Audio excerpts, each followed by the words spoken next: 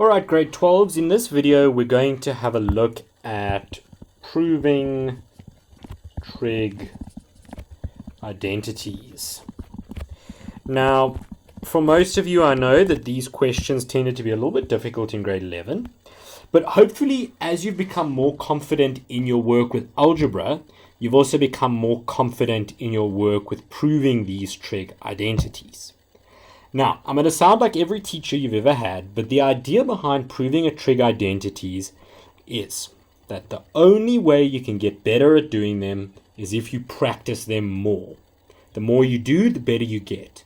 And you'll see that when I deal with a trig identity that I haven't seen before, I look at it, and in my mind, I kind of have a framework of how I approach a question, and I apply things I know in order to answer it. And as I'm doing that, I'm always kind of looking ahead. So initially, I will look at what's going on the right-hand side. And I'll think to myself, okay, cool, I know I've got a cos theta and a minus sine theta in the top there. How can I maybe work towards getting that? So before we do this question, I just want you to think to yourselves, what is your framework of working through these kinds of questions? And some guidelines I can maybe give you is to substitute your identities in early on. But this comes with a big clause, a big asterisk next to it. And that is that you always need to look ahead and decide carefully which identity to use. Alright, so substitute your identities in early, but make sure that you're always looking ahead and decide carefully which identities you want to use.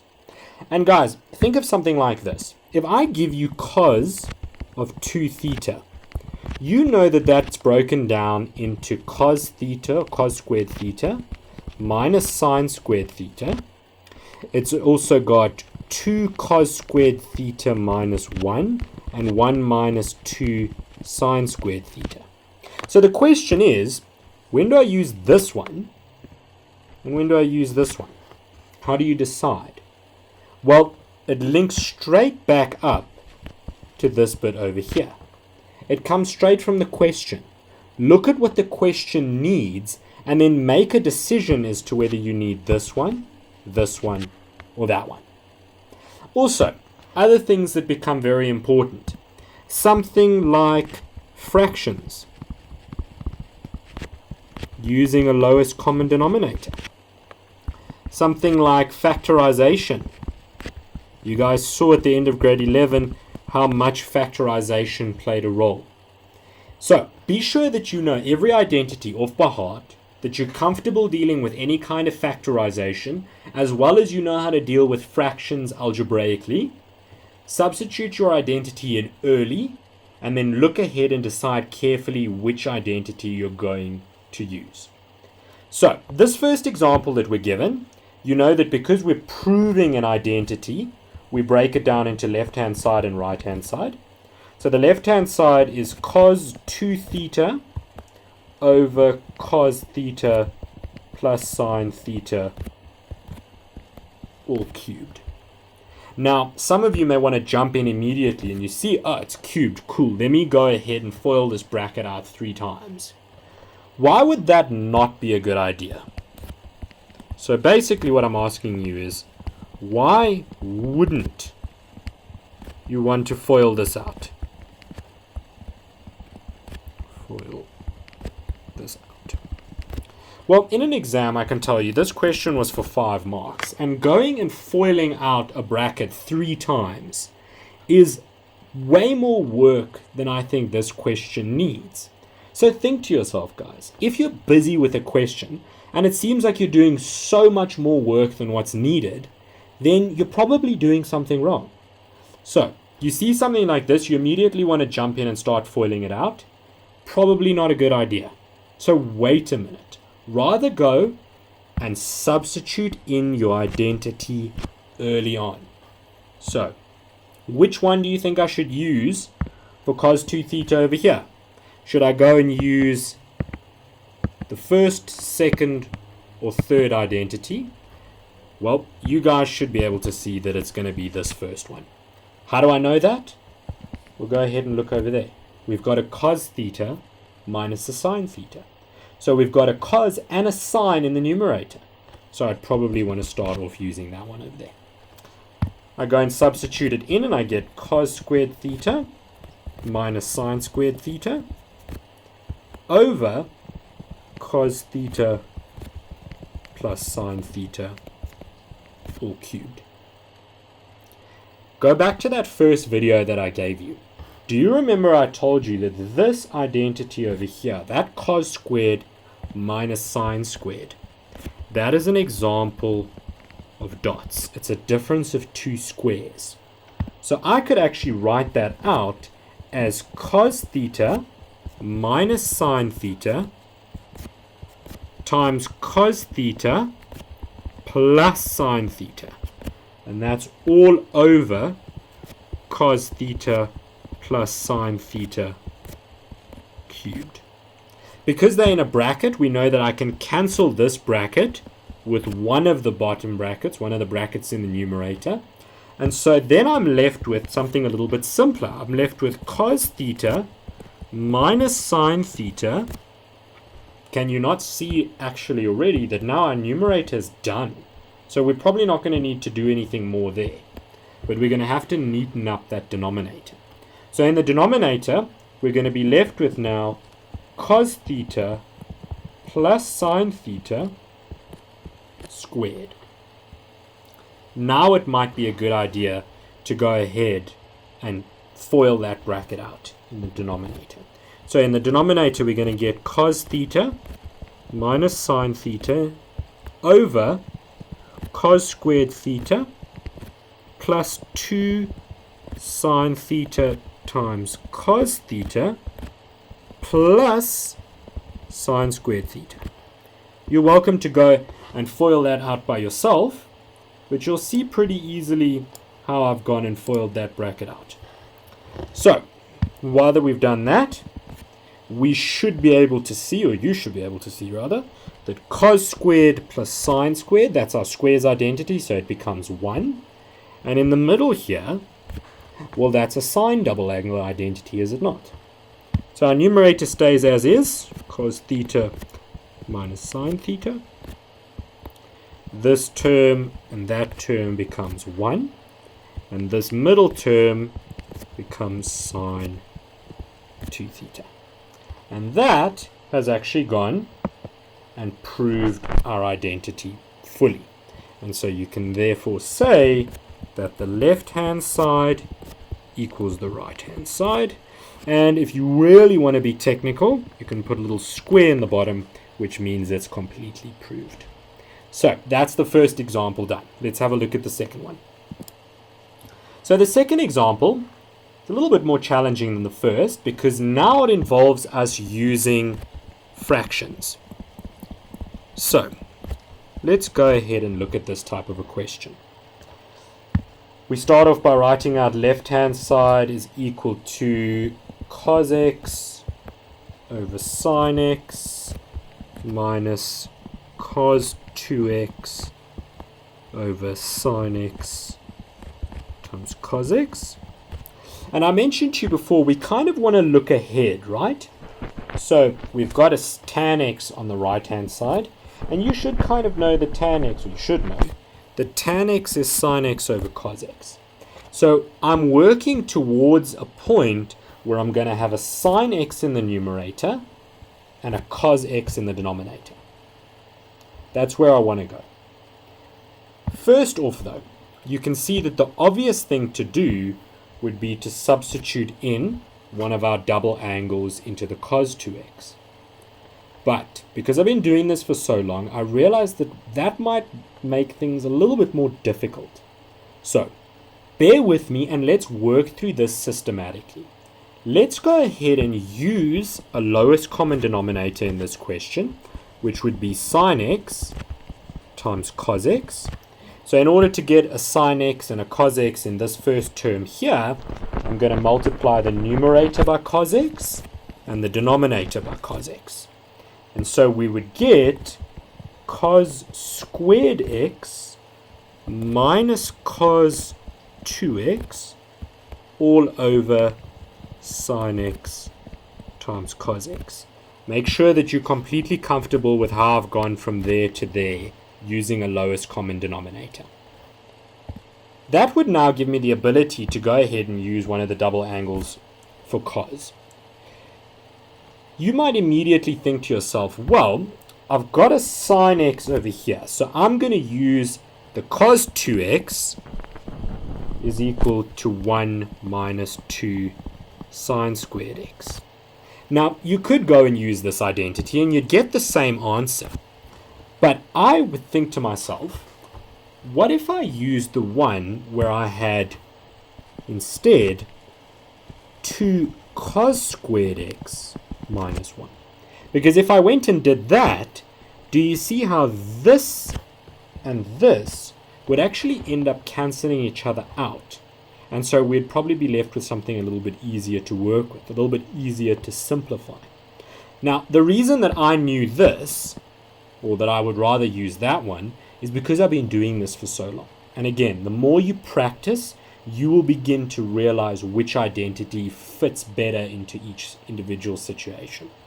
So I'm going to go ahead and do that. So it's going to be cos squared x minus, and then put it in a bracket because that negative will distribute in, 2 cos squared x minus 1 all over sine x times cos x, which would then be cos squared x minus 2 cos squared x plus 1 over sine x times cos x.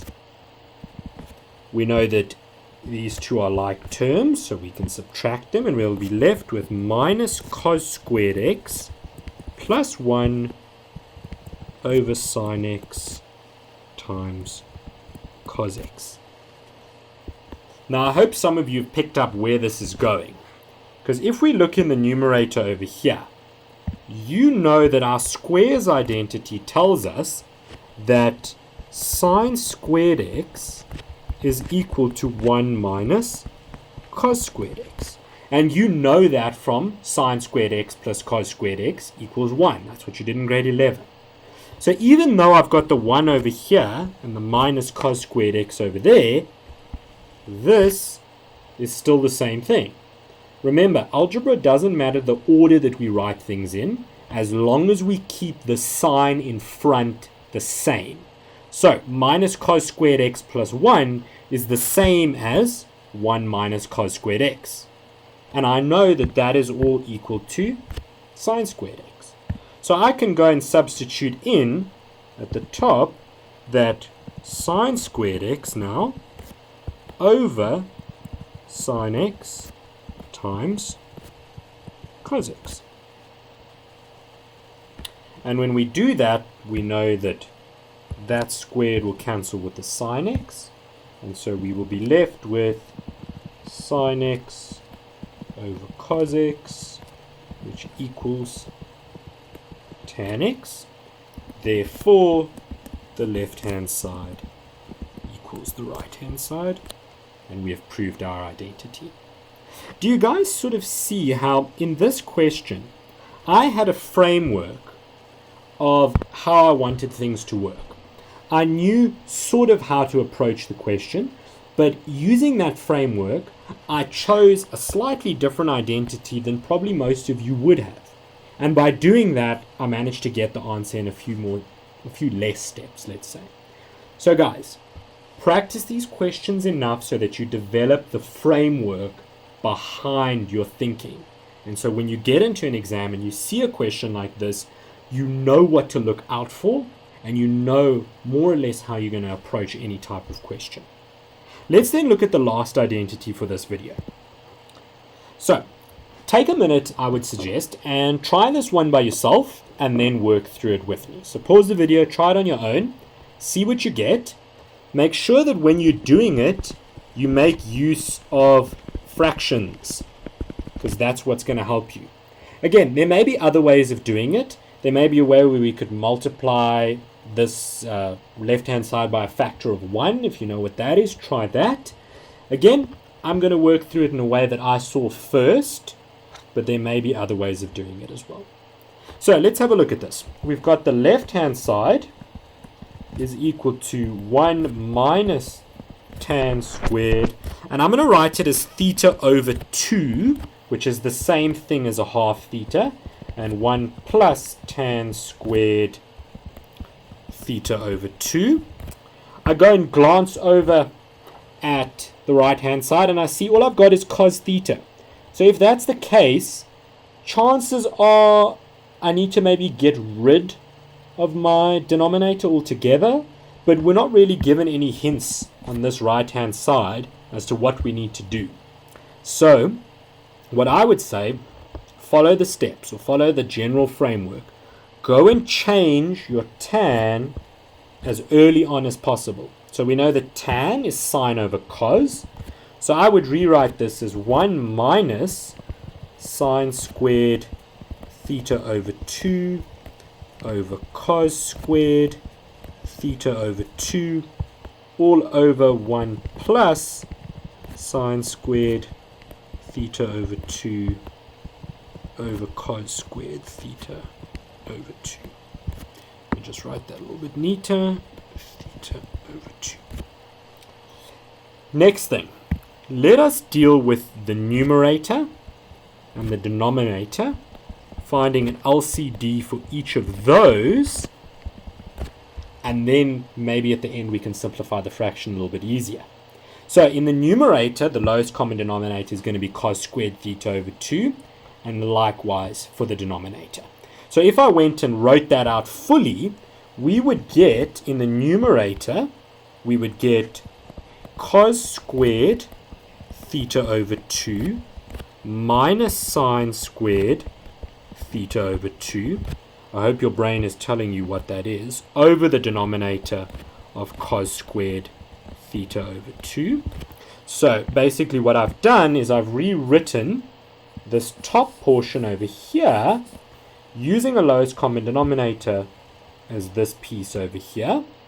And now I'm going to do the same for the denominator. So I'm going to rewrite this piece over here as cos squared theta over 2 plus sine squared theta over 2 all over cos squared theta over 2.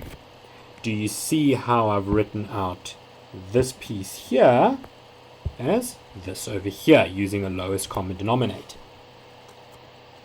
I hope you also see that this part over here is actually a cos double angle, is it not? And this over here is two squared terms, so we know that that is our squares identity. And so this piece at the top actually becomes 1. So what I'm now going to do is I'm going to go ahead and I'm going to tip and times these fractions. Okay, so using the top, this numerator bit over here, I'm going to simplify it to become cos of theta using the double angle for this part over here. So it becomes cos theta over cos squared theta over 2 times, now I'm going to go and tip and times. So if I go and tip and times, this denominator over here will become the numerator. So it's going to become cos squared theta over 2 over the denominator now, which would be this 1 over here. So that would become over 1. We know now that this and this would cancel, and we are left with simply cos of theta.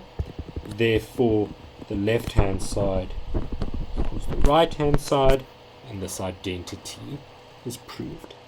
So that's the last example that we'll do today in this video. But I hope you guys realize how you need to start studying to deal with identities.